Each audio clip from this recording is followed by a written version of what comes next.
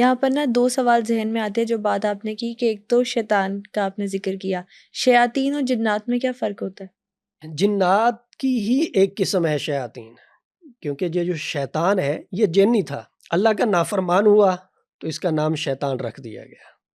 اب اس کی جو نسل ہے وہ آگے وہ شیاطین ہے۔ جس طرح انسانوں میں اچھے اور برے ہوتے ہیں اسی طرح جنات میں بھی اچھے اور برے ہوتے ہیں۔ بروں کو شیطان کہتے ہیں اور اچھوں کو جنات کہتے ہیں۔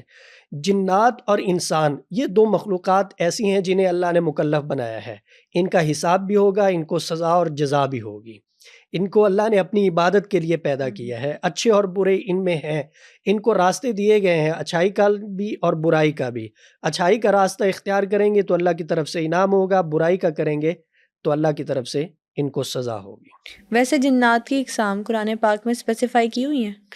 قرآن پاک میں جنات کی اقسام نہیں ہے، لیکن حضور علیہ الصلوۃ والسلام کی ایک حدیث سے ملتا ہے کہ ان کی 3 اقسام ہیں۔ ایک یہ ہے کہ یہ ہوا میں اڑتے ہیں، اور دوسرا یہ خانہ بدوشوں کی طرح ہوتے ہیں، ایک جگہ سے دوسری جگہ چلے گئے، اور تیسرا ان کا یہ ہوتا ہے کہ یہ سانپ بچھو اور کتے کی شکل اختیار کر لیتے ہیں۔ بالکل ٹھیک ہو گیا۔ دوسری آپ نے کہا تھا کہ قرآنی آیات کا جہاں پہ آپ نے ذکر کیا تھا، تو قرآن پاک کی کون کون سی صورت میں جادو اور جنات کا ذکر ہمیں ملتا ہے؟ قرآن پاک سورہ بقرہ میں اللہ رب العزت نے جادو کا ذکر کیا ہے، سورہ طٰہٰ میں جادو کا ذکر ہے، موسیٰ علیہ السلام اور جادوگروں کا واقعہ ہے پورا۔ سورہ اعراف کے اندر، سورہ شعراء کے اندر اللہ رب العزت نے موسیٰ علیہ السلام کا اور جادوگروں کا تذکرہ کیا ہے، اور جنات کی بات بھی اسی طرح ہے، حضرت سلیمان علیہ السلام کے واقعہ میں بھی، اور اس کے علاوہ سورہ جن میں بھی اللہ نے تفصیل کے ساتھ جنات کا تذکرہ کیا ہے۔ تو قرآن پاک میں جادو اور جنات کا تذکرہ اللہ نے کیا ہے اور مختلف مقامات پہ کیا ہے۔ ابھی آپ نے سورج جن کا ذکر کیا، کچھ لوگ یہ کہتے ہیں کہ سورج جن کے عمل سے جنات کو حاضر بھی کیا جاتا ہے۔ جی بالکل کیا جا سکتا ہے۔ کوئی بھی شخص قرآن پاک کی کسی بھی آیت، کسی بھی صورت کا عامل ہو، وہ جنات کو حاضر کر سکتا ہے۔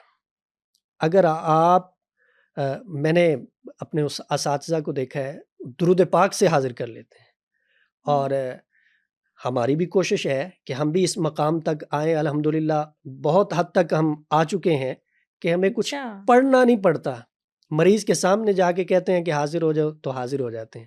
پچھلے دنوں ہمارا چونکہ سلسلہ ہے سکھانے کا بھی، تو کوشش ہماری یہ ہوتی ہے کہ لوگ زیادہ سے زیادہ سیکھیں، ضرورت پڑے تو اپنے استعمال میں لا کے خود سے فائدہ حاصل کریں، چونکہ اس شعبے کے اندر 2 نمبری بہت زیادہ ہے۔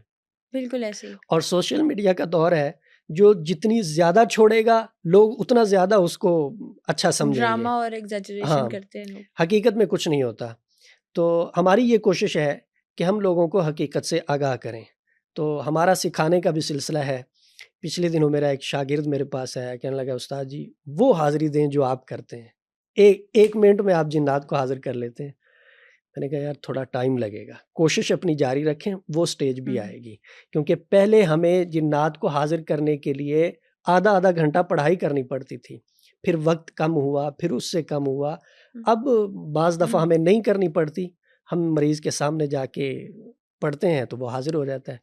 بلکہ ہمارے اساتذہ میں ہی ایک ہے، وہ غصے سے آ کے تو گالی نکالتے تھے، پڑھتے نہیں تھے، گالی نکالتے تھے، فوراً جن حاضر ہو جاتا تھا، ڈر کے۔ ہاں ڈر کے۔ تو ہوتا ہے، محنت ہوتی ہے۔ اگر کسی نے سورہ جن کا چلہ نکالا ہوا ہے جنات کو حاضر کرنے کے لیے مریض کے اوپر، تو بالکل حاضر ہو جاتے ہیں۔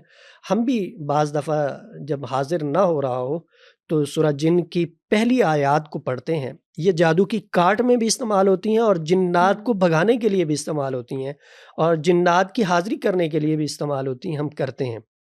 یہاں تک تو ٹھیک ہے، لیکن کچھ لوگ سورہ جن کو اس لیے پڑھتے ہیں کہ جن آئے ہمارے پاس، ہمارے سامنے آئے، ہم سے بات کرے، ہماری قید میں آئے، پھر ہم اس سے کام لیں۔